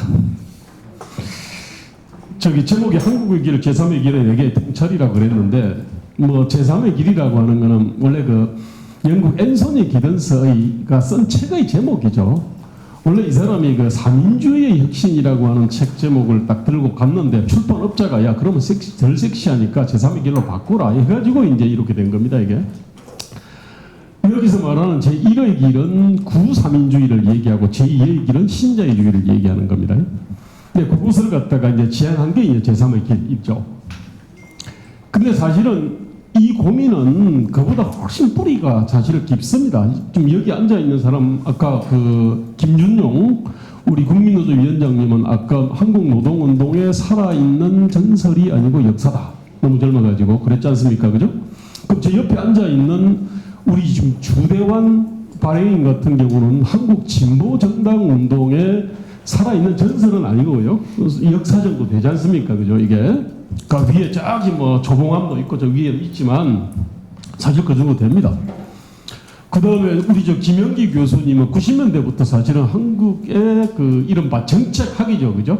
정책학, 그 다음에 어떤 정책운동, 그 다음에 지방자치 폭근운동에 살아있는 역사죠. 이게. 근데 이제 뭐 우리 그 김준영 위원장님께서 이제 그때 노동운동 할 때는 노동조합과 노동운동을 위해서 내 한 목숨을 갖다가 정말 바칠 만한 가치가 있다. 아마 이런 어떤 각오를 가지고 하셨을 겁니다. 근데 지금 이제 아마 같이 했던 사람들 70% 내지 80%로부터 아마 지탄을 받을 것 같아요. 오늘 발제를 갖다가 쭉 들으면. 그리고 옆에 있는 변절자. 옆에 있는 우리 주대현 대표도 그 못지 않습니다. 사실은 한 70~80%로부터 아마 손가락질 받을 거고요. 저는 이른바 이제 그 386의 전형적인 코스를 갖다가 거쳤습니다. 하라는 공부 안 하고 뭐 학생운동 하다가 감옥 갔다가 노동운동 하다가 또 감옥 갔다가 뭐 그러면서 이제 이렇게 쭉 살아왔는데 저 역시도 옛날 같이 학생운동을 했던 사람들의 70~80%로부터 사실은 변절했다고 제가 뭐 배척받거나 지탄받고 있습니다. 특히 조국 사태를 갖다가 계기로 해가지고 연말에 송년회나 아니면은 그 경조사 때 만나던 사람들의 70~80%하고 등을 갖다가 지게 된 겁니다, 이게. 사실 저희 고민은 그렇습니다. 한때는 노동조합이 그 정말로 우리 한국의 진보와 개혁의 견인차가 될 거라고 생각을 갖다가 했고 청춘을 바쳤는데 한때는 진보정당 운동이, 한때는 학생운동이, 한편은 어떤 이 학술운동이나 정치운동이 그랬는데 안 되더라 이겁니다. 이게 선진국에서 잘 자라는 귤을 갖고 와가지고 한국에 심으니까 태행자가 돼버리는 사태가 숱하게 일어난 거죠. 그게 노동조합이 대표적이고 정당이 그렇지 않습니까? 그죠? 뭐 그 외에 어떤 뭐 다른 어떤 제도들도 사실 뭐 다 그렇습니다. 사실 사회비전연구소만 하더라도 가장 우리 요 최근 어떤 몇십 년 동안 가장 뜨거웠던 세대가 이른바 86세대인데 86세대가 어릴 때부터 이렇게 건방지게 참 이렇게 혁명을 갖다가 꿈꾸면서 대한민국에 대해 가지고 좀 이렇게 근본적인 변혁을 갖다가 이렇게 꿈꿔왔습니다. 이게 그게 NL도 있었고 BD도 있었고 뭐 그렇지 않은 사람들도 있었는데 지금 우리 사회디자인연구소는 그 당시 NL의 그 당시 가장 수장이었던 반미청년회를 하셨던 조혁 씨가 사회디자인연구소 오가나이즈를 했습니다. 이게 그러니까 기존의 방식으로 안 되겠다. 그 다음에 또 다른 한편으로 강철, 김영환 우리 지금 사회디자인연구소 이사로 돼가지고 우리 같이 고민을 하고 있습니다.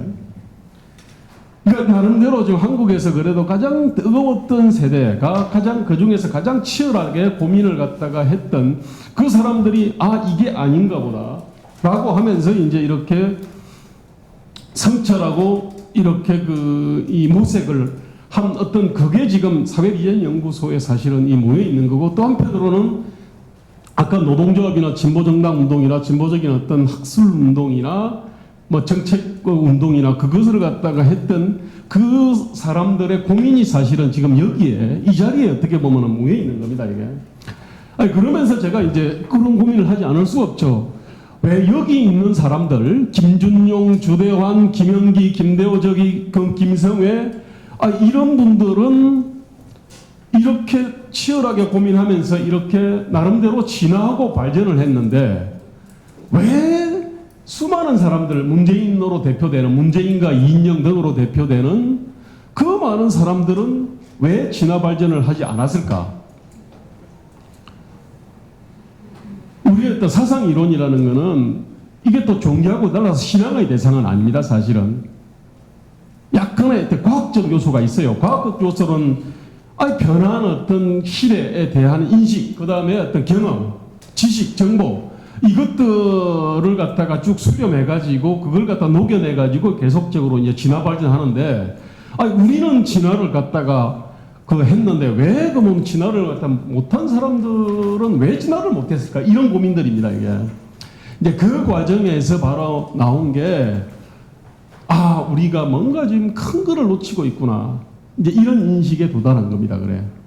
그 큰 거에 대한 얘기가 바로 이제 여기에 제가 이제 서술을 갖다 한 내용입니다. 첫 번째는 그 제3의 길의 어떤 그 핵심 내용은 원래 이제 그 자원 배분의 어떤 3대 장, 이게 이제 국가와 시장과 사회가 있습니다. 국가는 권력에 의해서 일방적으로 폭력적으로 분배를 하는 거고, 시장은 상호 합의죠. 이게 교환에 의해서 분배를 하는 거고, 사회는 공간과 연대에 의해 가지고 이제 분배를 하는데, 그 자원 배분의 무게 중심을 갖다 국가에 두는 게 제1의 길, 사회주의와 구사민주의고, 그 다음에 자원 배분의 무게 중심을 시장에 갖다 두는 게 신자유주의죠.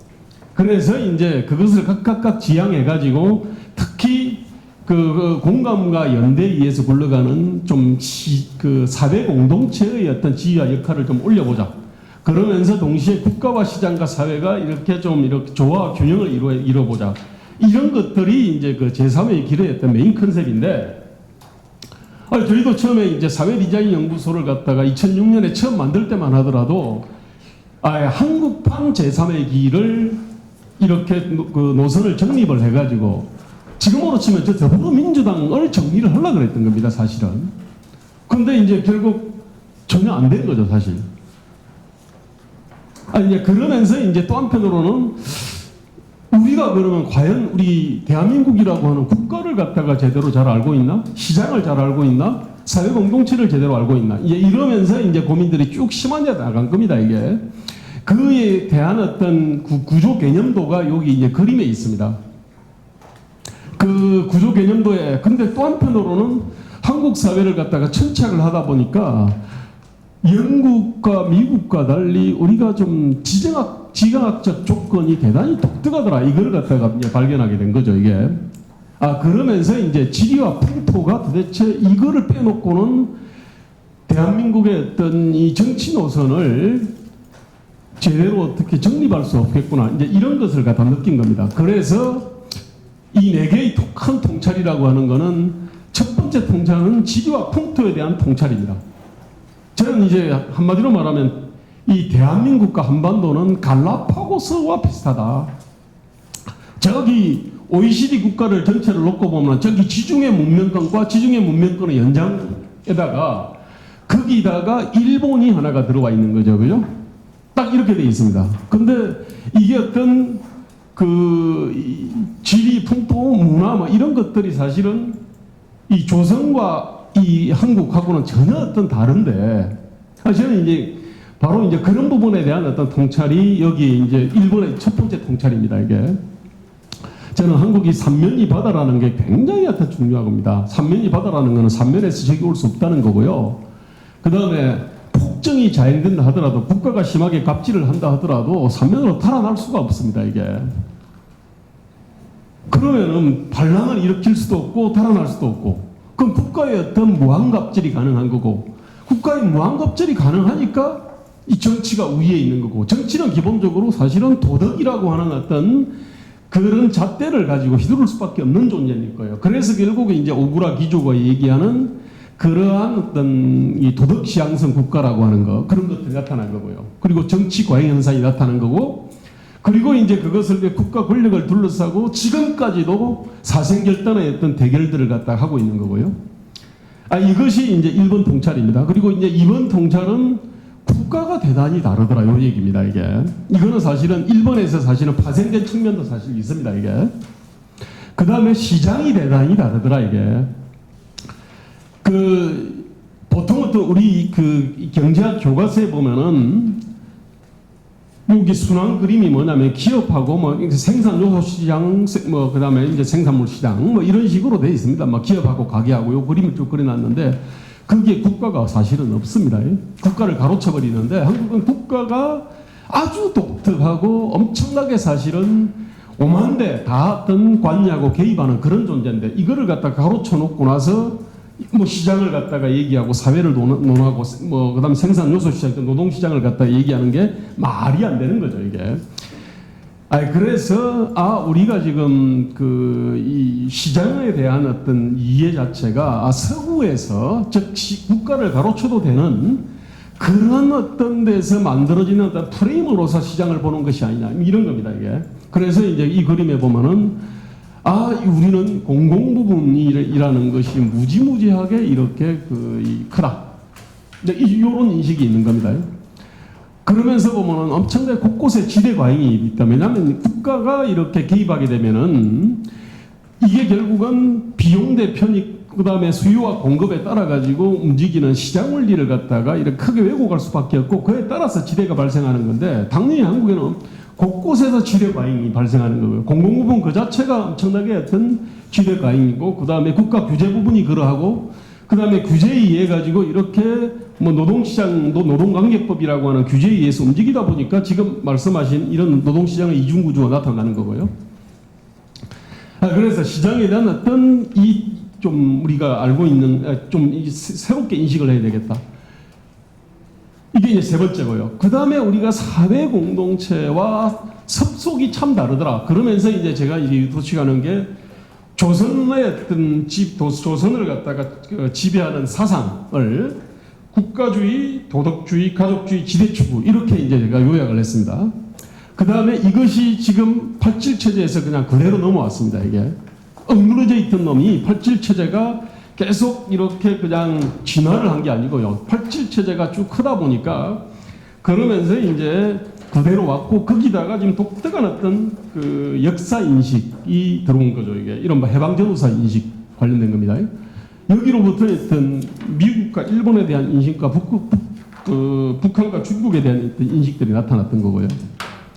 제가 그러면서 이제 우리가 숱한 노동조합을 만드려고 하는 시도, 진보 정당을 만들려고 하는 시도, 그 다음에 김대중 같은 경우는 나름대로 어떤 서구에서 잘 작동하는 신자유주의 솔루션을 갖다가 이렇게 나름대로 구현해 보려고 하는 이런 시도들이 이게 무수히 어떤 좌절되면서, 즉 귤이 탱자가 되는 것을 갖다가 이제 보면서 우리가 뭐를 놓치고 있었나, 그 인식인데, 그 인식이 이제 아까 바로 지리풍토에 대한 거, 그 다음에 국가와 시장, 사회에 관한 게 있고요.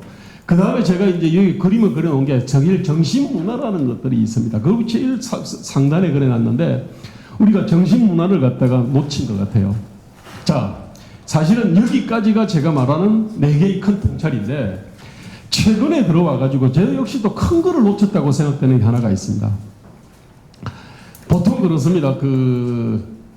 이 기업을 비롯해가지고 모든 비즈니스는 사실은 혼 중요하게 생각합니다.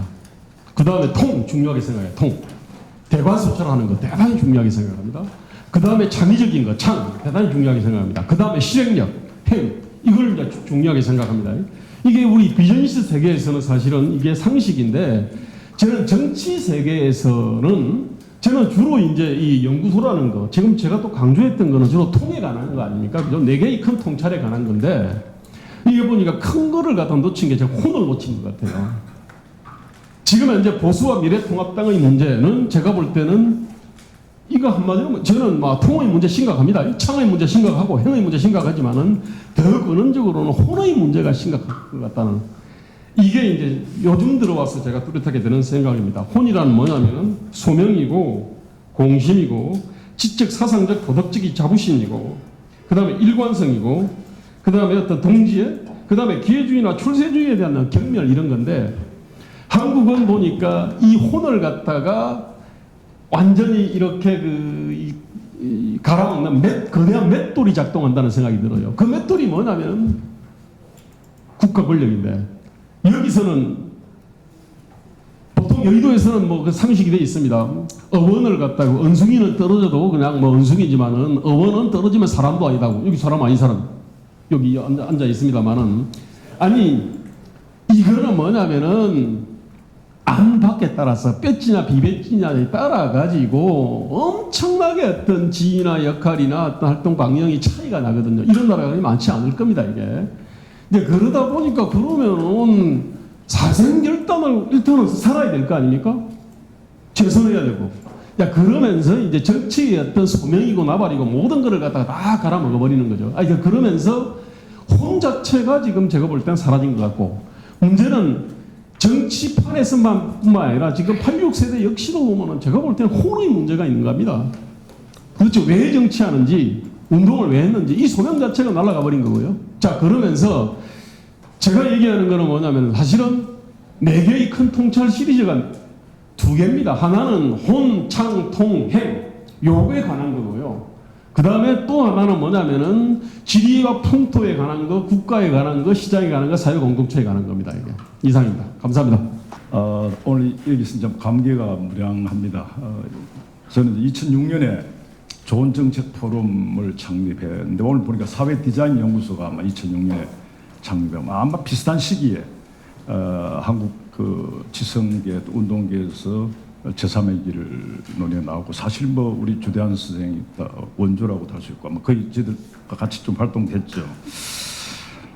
오늘 이제 우리 이 시점에서 우리가 2006년경에 제기했던 제3의 길을 저는 그때 이제 한국형 제3의 길이라 했는데 그래서 다시 호출한 이유는 바로 이 문재인 좌파 정부, 문재인 정부의 저는 좌파 극단주의라고 하고 있습니다.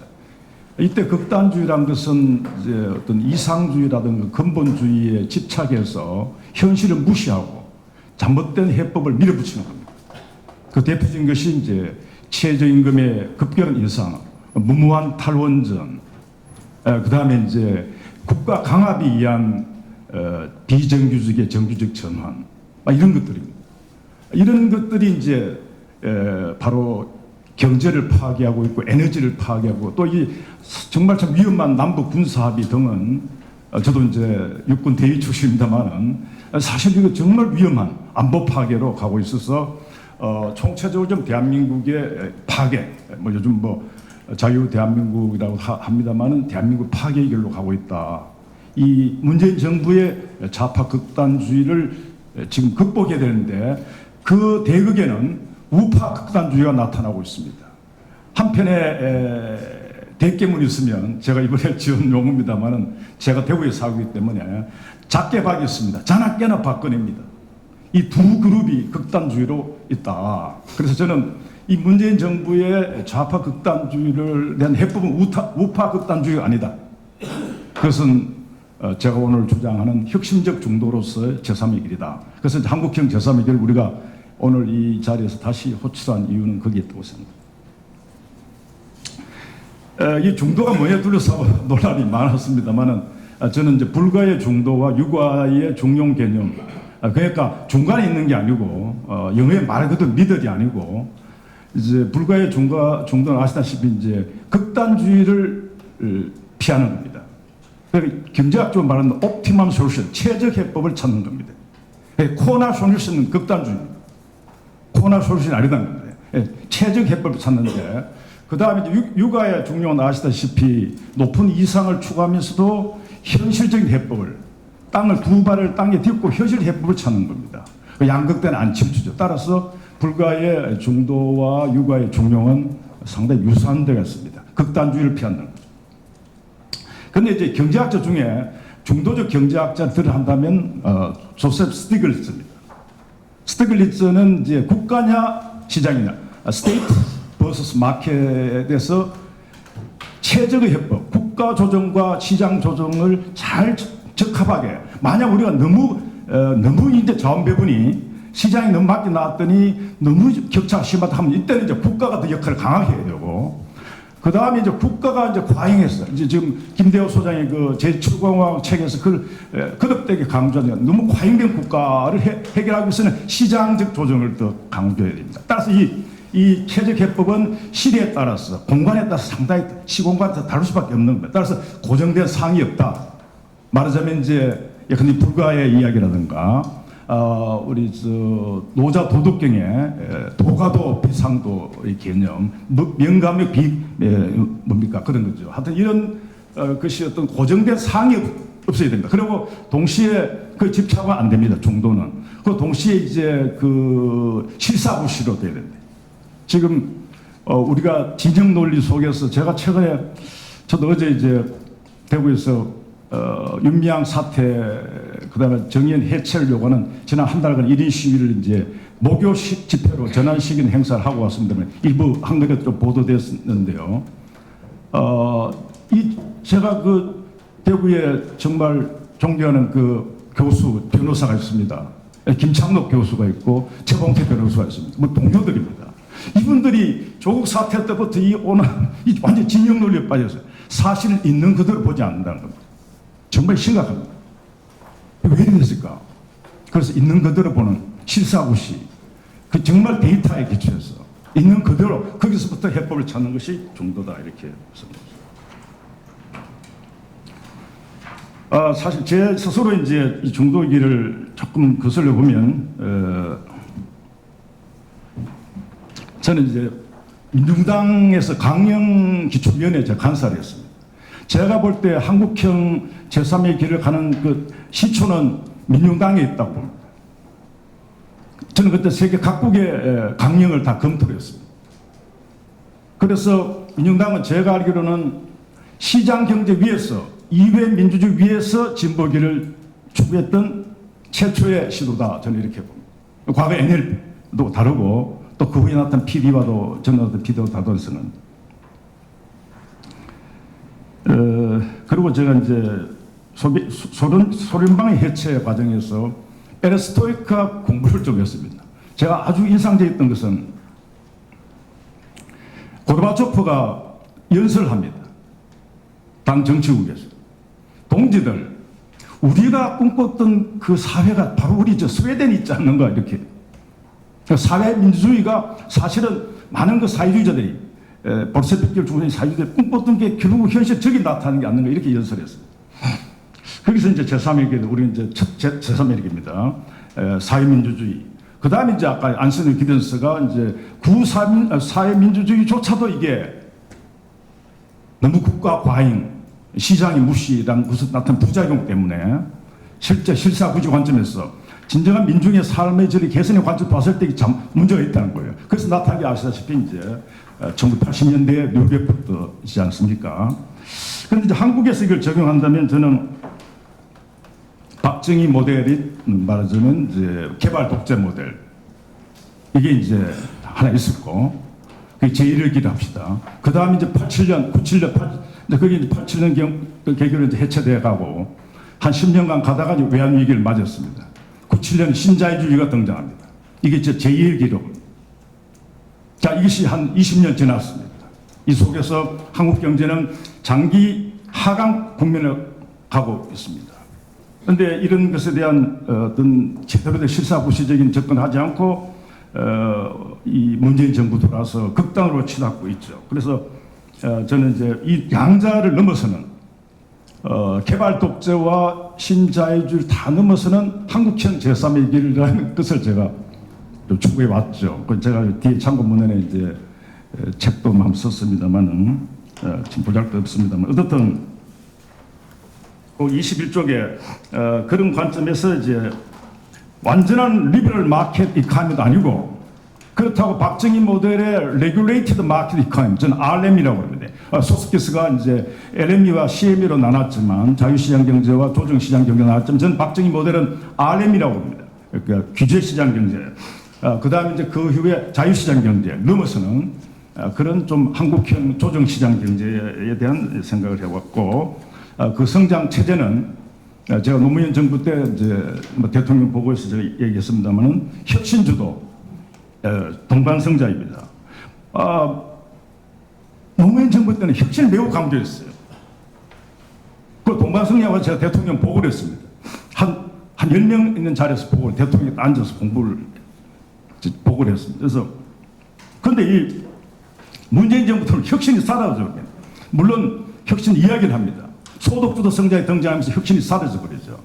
그게 이제 큰 문제입니다. 어떻든 그 21쪽에 제가 생각하는 한국형 제3의 길을 약간 이제 최근 버전으로 한 10개를 생각해 봤고, 저는 뭐 아까 김대우 소장도 말씀하셨듯이 그 길 중에 하나가 지방분권이고, 이 지방분권에서 한국을 수도권 중심의 발전이 아니라 광역 경제권 중심으로 이렇게 발전시켰어. 그게 이제 이 권한을 듬뿍 줘서 결국 입법권, 그 다음에 이제 재정권, 조직권을 줘서 광역 단위로 발전시켜서 광역 단위 경쟁시키자는 겁니다.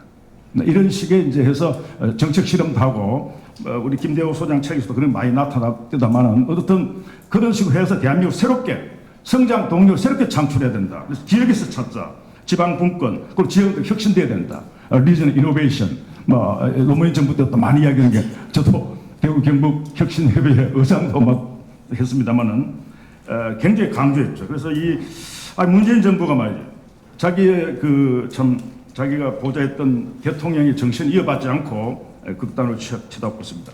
그 다음 중요한 것이 이제 아까 여러 가지 얘기된 노동시장 문제인데요. 노동시장의 제3일이 뭐냐면 유연 안전성입니다. 플렉시큐리티인데, 이게 이제 네덜란드, 뭐 덴마크에서 많이 논의됩니다만, 저도 노무현 정부 때부터 계속 주장해 왔습니다. 기업 간에는 해고의 자유를 줘야 되는데, 한국 노동시장의 최대의 문제가 정규직이 기득권합니다. OECD 보고서도 그렇게 말하고 있습니다. 정규직을 과보호하고 있어요. 그럼 뭐 해고를 제한하는. 그래서 이제 해고의 자유를 부여해야 됩니다. 그래서 지금 있는 사람 기득권 뺏기 어렵지만, 새로운 노동시장에 진입한 사람은 기존의 정규직 혜택을 주면 안 됩니다. 그 점에서 아까 우리 김 선생님 말씀, 모든 노동자를 정규직 하려면 정규직 기득권을 내려놔야 돼요. 굉장히 중요합니다. 근데 그게 해결되지 않고는 바로 이 인구공 사태가 나타납니다. 그래서 그러나 노동자는 실업돼서 먹고 살아야 되니까 해고가 살인이 안 되기 위해서는 시큐리티, 안정이 아니라 스테빌리티가 아닙니다. 시큐리티가 보장돼야 돼요. 그것이 바로 실업급입니다. 장기 좀 더 긴 기간에 충 먹고 살 수 있는 정도의 실업급여를 지급할 겁니다. 그 다음에 이제 적극적 노동시장 정책입니다. 그래서 이게 잘 아는 골든 트라이앵글, 황금 삼각형이죠. 그래서 이제 타입이 이루어집니다. 제3위길입니다. 그래서 기업에는 해고의 자유를, 노동자에는 삶의 안정을 주는, 이게 이제 플렉시큐리티죠. 시간이 다 돼가지고 타입 좀 마무리하겠습니다. 3분 남았습니다.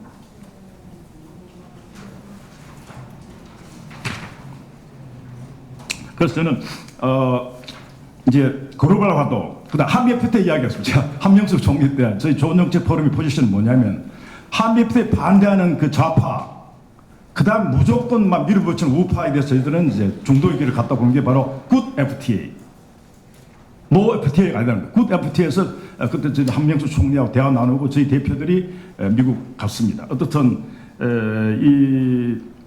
그런 공정한 글로벌화, 이게 중요하죠.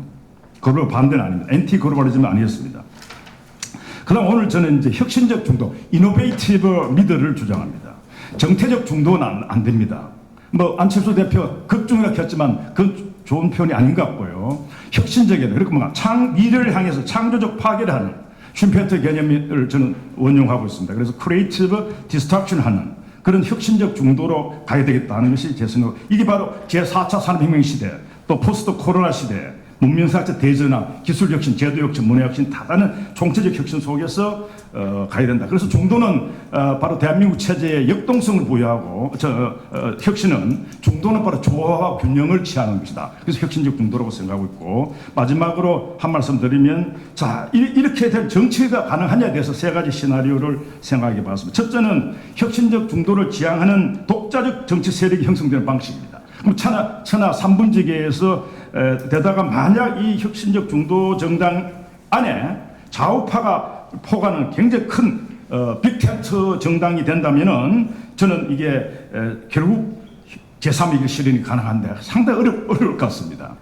현재 논의되는 있는 미래통합당의 불만 속에서 또 하나 제기되는 그런 정당론은 저는 극단적인 우파로 가는 길일 수 있다는 점에서 저는 좀 우려를 하고 있습니다. 그리고 저는 민주당은 현재 더불어민주당은 절대 중도로 좀 뭔가를 것 극단주의로 치닫고 있기 때문에 현재는 가능성이 없다. 그렇다면 미래통합당 기존의 우파에서 새로운 혁신적 중도가 출현이 필요하다. 저는 이제 김종인 체제가 과연 혁신적 중도로 갈지 안 갈지는 저는 좀 주목을 해봐야 될 것 같은데 제가 있는 대구 경북 구지를 본다면 굉장히 어려울 것 같습니다. 그래서 이제 이게 첫 시나리오고 제일 좋은 거고 두 번째 시나리오는 이제 그 다음 좋은 건데 뭐냐면 현재 있는 보수 진보 정당이 혁신적 중도를 지향을 하는 거예요. 뿌리는 각자 보수 진보에 두면서 그래 가면 이제 협치가 가능해집니다. 말하면 개혁 보수와 합리 진보 간의 협치가 가능. 이게 두 번째 시나리오로서 그러다면 상당히 한국형 제3위기의 실현 가능성이 높아질 것이다 이렇게 보고 있고 마지막으로 제일 안 좋은 시나리오는 결국 어떻게 되느냐 중도 혁신 중도 정치 세력이 현재 좌우파 세력이 다 흡수되어버립니다. 아주 왜소화되어버립니다. 그러다면 이제 이런 상황에서는 저는 결국은 대한민국 계속 표류할 것이다. 표류할 것이다. 이래 되고 이 한국형 제3위기는 실현 가능성이 낮아질 것이다. 이렇게 봅니다. 그래서 우리가 결국은 앞으로 이제 이 지금 논의되는 이 특히 이제 미래통합당 향배가 저는 매우 중요하고 저는 민주당이 망해야 된다고 생각합니다. 망해야 거기서 정말 개혁 합리적 진보가 등장하면서 또 제3위기의 가능성이 높아진다. 우리가 지금 그런 좀 역사적 갈림길이 있다. 오늘 이 자리가 저는 혁신적 중도 정치 세력의 강력한 형성에 대한 계기가 되기를 기대하면서 제 발제를 마치겠습니다. 감사합니다. 하여 이명숙 위원장님, 김윤용